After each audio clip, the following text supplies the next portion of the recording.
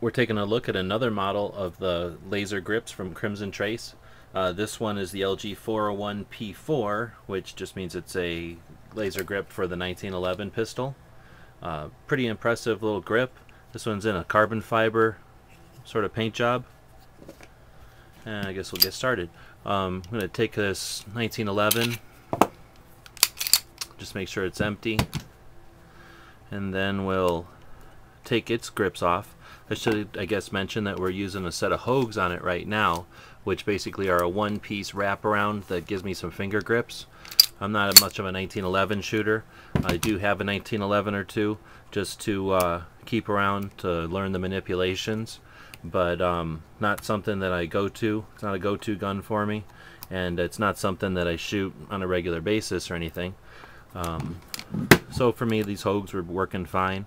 Again, there's so many options with grips for 1911s that one of the reasons I don't get into the 1911s is I would never be able to choose which one I liked. There's so many nice ones. I've used aluminum ones that were cool. The ones that are on like the Desert Warrior from Kimber are pretty neat. So anyway, I'm going to take these off, and I'm just kind of prying them loose there. They've been on here for a while, so they're just sort of stuck. They're nothing more than a giant piece of rubber, bent, actually two pieces of rubber glued together that bend around and give you a nice grip on the pistol.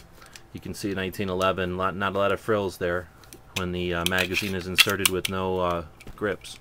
Yeah, you see it right there.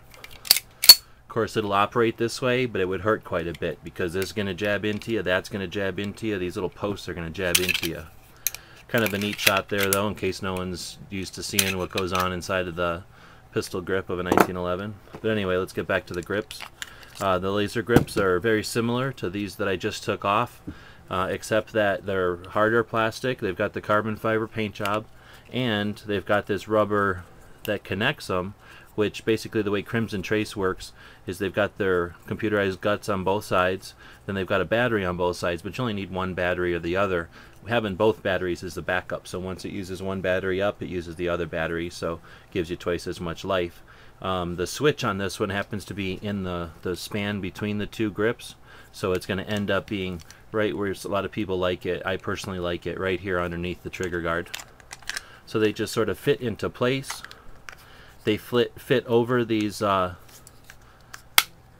screw bushings or whatever they call them on the 1911, and I'm just gonna screw them back into place. Now, first off, they make my 1911 look a little fancier with the carbon fiber paint job, but of course, more importantly, it's going to make it shoot a lot better. I've mentioned in my other videos, if you've seen them all, you're probably sick of hearing me say it, but I don't believe laser grips are a novelty.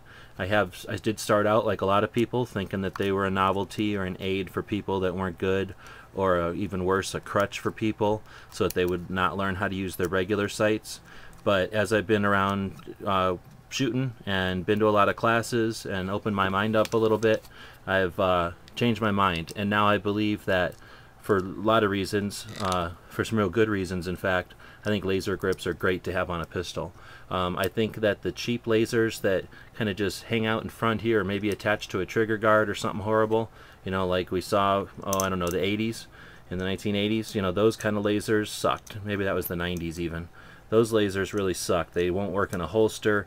They're cheesy. They don't hold accurate zero. You know, they're not a good laser, an aiming guide, and worse, they're not dependable. They're flimsy and they break and they just don't work well. So those kind of lasers, of course, are a joke. They are a toy. They are a novelty. However, a set of Crimson Trace like this are the opposite. Going into a fight with a bad guy, you know, none of us are out there looking for that fight. So, you know, getting into that fight with the bad guy was his terms. He decided to make that move and to be the bad guy. You know, so that's the last advantage you want him to have in a fight. If you go to a fight without an advantage, what's the point of being in the fight? So they give you an advantage. What advantage? Well, I can walk away from a target and have a pretty good indication of where that round's going to go. Maybe not in every single situation, but what are we talking here? We're talking a new set of grips that cost a couple of bucks, and they added this tiny nodule to the side of my firearm which wasn't there before. Big deal. They don't affect holsters. It doesn't get in the way you're not putting your finger on the trigger. It gives you that ability to see where your bullet's going to go, and in a low light situation you want every advantage you possibly can. You may have noticed on this one the front sight's missing, but I have a pretty good idea where that round's going to go, even if in a situation like this, in the middle of a fight, my sight got lost. So you know, you can get hurt, you can smash your face into the side of a doorway or something accidentally, you know, in a panic to get out of a room. You know, things happen. Murphy's Law is there for a reason, and having that laser, again, gives you a pretty good idea when you're seeing stars and you have to make that decision to shoot. You know, where's that round going? We don't get the option as citizens to you know, miss. No one really does. You know, misses are either lawsuits or tragedies. So you know, there's no point in setting yourself up to fail.